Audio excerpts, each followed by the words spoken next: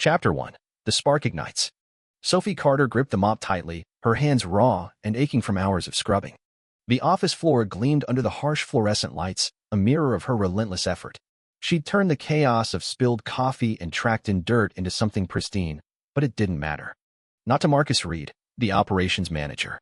He sauntered by, his polished shoes clicking against the tiles, and cast a sneer her way. Without a word, he paused, grabbed a half-empty water bottle from a desk, and upended it, right onto the spotless floor and all over Sophie. Cold water soaked her faded uniform, trickling down her face and pooling in her worn sneakers. Marcus smirked, his voice dripping with venom. Now you've got a real mess to clean up. He strutted off, leaving her drenched and fuming. Sophie clenched her jaw, swallowing the fire blazing in her chest. She knelt to mop up the mess, her movements mechanical, but inside, she was a volcano ready to erupt. What Marcus didn't know, what no one in this gleaming corporate tower suspected, was that the woman he'd just humiliated wasn't just a janitor. Sophie Carter was the daughter of Henry Carter, the CEO who'd built this company from the ground up. And she wasn't here by accident. Have you ever been kicked down at work, treated like you're nothing? Stick around. Sophie's about to turn the tables. Chapter 2. The Plan Takes Root. Henry Carter wasn't a man who slowed down easily, not even after a heart attack 6 months earlier left his doctors pleading for rest. Sitting across from Sophie at their quiet dinner table, he looked older than his years, lines carved deep into his face, his once steady hands trembling faintly as he set down his fork. But his voice held its old strength as he spoke. "Sophie, I need the truth about the company," he said, eyes searching hers. "I've heard whispers, people mistreated, corners cut, things that don't show up in the glossy reports." Sophie frowned. She'd seen those reports, numbers polished to perfection, every metric glowing. But her father wasn't buying it. "I started this place with nothing," he went on, his tone heavy with memory. "Just a desk and a dream. I need to know it's still what I built it to be, fair, honest." Then came the bombshell. "Go in undercover," he said. "Not as my daughter, not as an executive, but as a janitor. One of the invisible ones. See what's really happening." Sophie hesitated, the weight of it sinking in. A janitor? Her? She'd spent years prepping to step into his shoes, mastering boardroom strategies and financial forecasts. But the resolve in his eyes mirrored her own growing curiosity. If this was what it took to prove herself, and to uncover the rot he feared, she'd do it. "Okay," she said finally, nodding. "I'll find out." Chapter 3. Living the Lie. Sophie's hands grew calloused, her back screamed from endless bending, and the sharp tang of bleach clung to her like a second skin, no matter how hard she scrubbed it away. Pushing her cart through the empty halls at night, she was a ghost, executives breezing past without a glance, too wrapped up in their own worlds to notice the woman keeping theirs clean. The few who did acknowledge her only barked complaints. Marcus Reed was the ringleader of cruelty. No matter how spotless she left the windows, he'd squint and sneer, "I see streaks," even when the glass shone like crystal. Then there was Liam Hayes, the marketing director, who'd summon her to his pristine office just to redust shelves that didn't need it, smirking as he watched her work. But the worst was Claire Donovan, the sales VP. One night, Sophie stepped into a meeting room to empty the trash, just as Claire exploded. "Get out," she shrieked, then slapped Sophie hard across the face. The sting was sharp, but the silence from the others in the room cut deeper.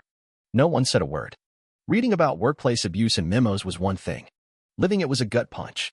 The company her father had founded on principles of dignity and respect felt like a hollow shell. Words wouldn't be enough to topple people like Marcus, Liam, and Claire. Sophie needed evidence, ironclad, undeniable proof. She rigged a tiny camera in her cleaning cart and tucked a voice recorder into her pocket. Night after night, she hit record. She captured Marcus dousing the floor, and her, with water, Liam's snide remarks about the help, and Claire's slap, all preserved in crisp audio and video. But it wasn't just petty bullying she uncovered. Late-night eavesdropping revealed hush talks of secret deals and missing funds. Soon, the puzzle clicked into place. A clique of senior executives was plotting to oust her father and seize control. The stakes were sky-high. If they caught her, her cover, and her future would implode. But Sophie wasn't backing down. Her father had poured his soul into this company, and she'd be damned if she let a pack of vipers steal it. Chapter 4. The Reckoning. The boardroom buzzed with tension, suits and ties filling every chair. Sophie rolled her cart in, still in her drab janitor's uniform, head bowed as Marcus's voice sliced through the air. "This is a private meeting.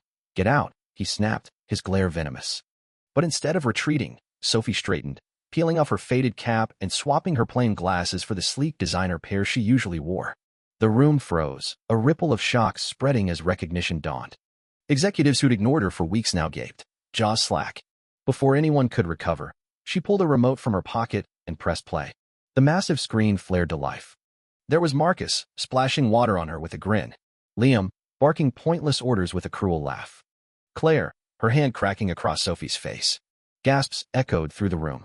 Then came the recordings, their voices, unmistakable, plotting to force Henry out.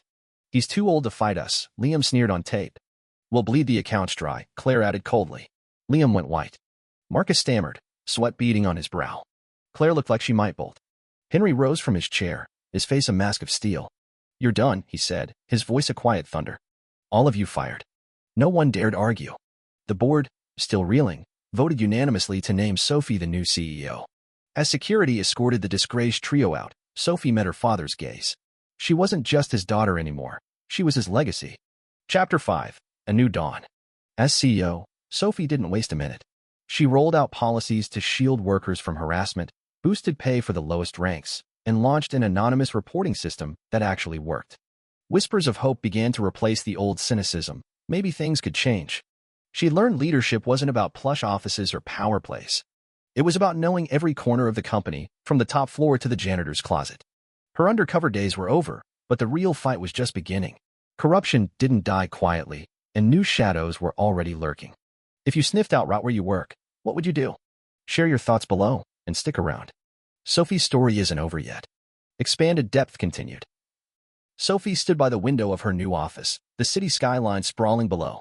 The view was a far cry from the dim hall she'd scrubbed, but she hadn't forgotten the weight of that mop or the sting of Claire's slap. Those weeks as a janitor had rewired her, shown her the cracks in the foundation her father had built. She'd patched some, but others ran deep. Back in the boardroom that day, Marcus had tried to bluster his way out. This is entrapment, he'd shouted, face red. Sophie had just smiled, cool as ice. No, Marcus. It's accountability.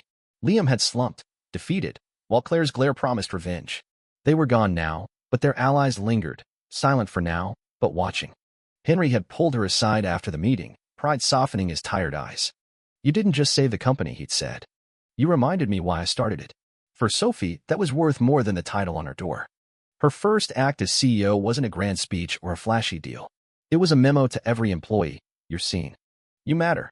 She'd walked the floors again that week, not with a cart, but with a notepad, listening to the people she'd once been invisible beside. A custodian named Rosa had hesitated, then said, no one's ever asked us before. Sophie vowed they always would now.